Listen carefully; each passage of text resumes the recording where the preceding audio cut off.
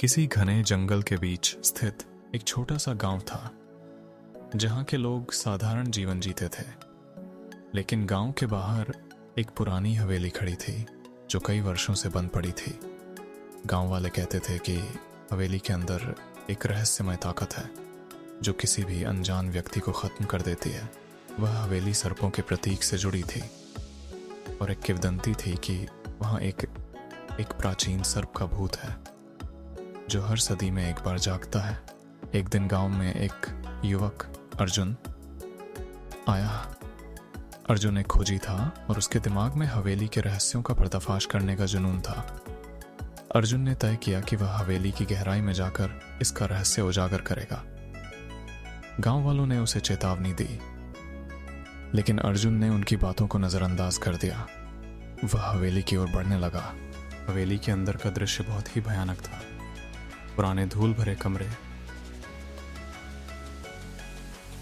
दरवाजों पर जाले और दीवारों पर अजीबोगरीब चित्र थे। अर्जुन ने एक किताब पाई जो बहुत पुरानी थी।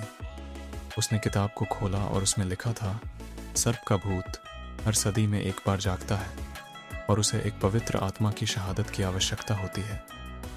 वह आत्मा वही होगी जो सबसे बड़ी सच्चाई को उजागर करेगी और साथ ही वह अपनी जान भी खो देगी। अर्जुन को यह पढ़कर अजीब सा एहसास हुआ। वह समझ गया कि हवेली का रहस्य कुछ और है जो अभी तक किसी ने नहीं जाना।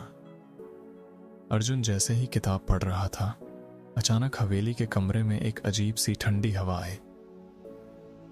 दीवारों पर खून के धब्बे दिखाई देने लगे और हवा में अजीब सी आवाजें सुनाई देने लगीं। अर्जुन का दिल धड़कने लगा, लेकिन वह पीछे हटने का नाम नहीं ले रहा था। उसने अपनी खोज पूरी करने का फैसला किया।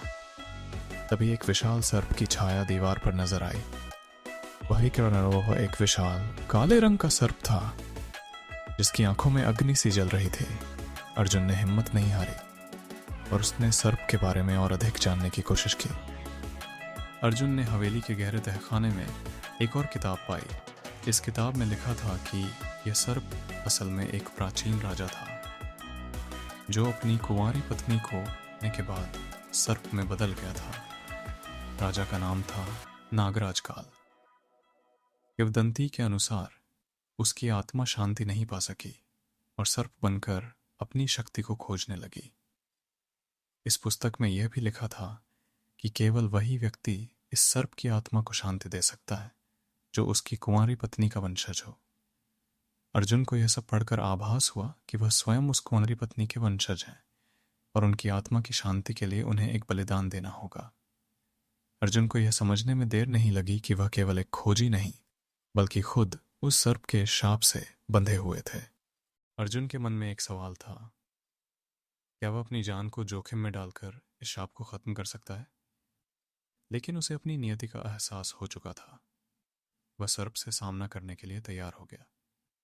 हवेली के अंदर सर्प ने अर्जुन की ओर रुख किया। अर्जुन ने डर को काबू किया और खुद को शांत किया। वह जानता था कि केवल सच बोलने से ही उसे सर्प की आत्मा को शांति मिल सकती है।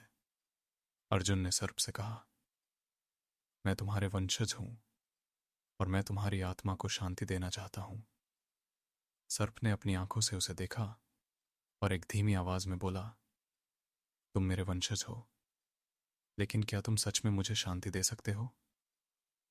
अर्जुन ने सिर झुकाया और कहा, हाँ, मैं तुम्हारा पवित्र वंशज हूं। तुम मेरे अंदर की सच्चाई को देख सकते हो। मुझे बलिदान देना होगा, लेकिन तुम्हारी आत्मा को शांति मिलेगी। सर्प ने अर्जुन की बातों को सुना और उसकी आंखों में चमक आ गई।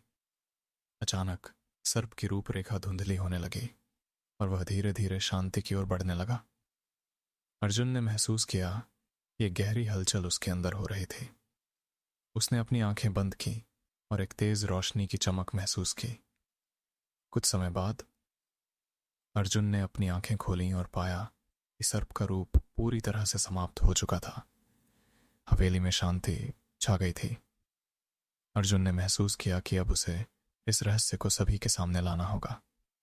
जब अर्जुन गांव लौटा तो उसे पता चला कि अब वह एक नया उद्देश्य रखता है। वह अब इस रहस्य को दुनिया के सामने लाने की योजना बना रहा था।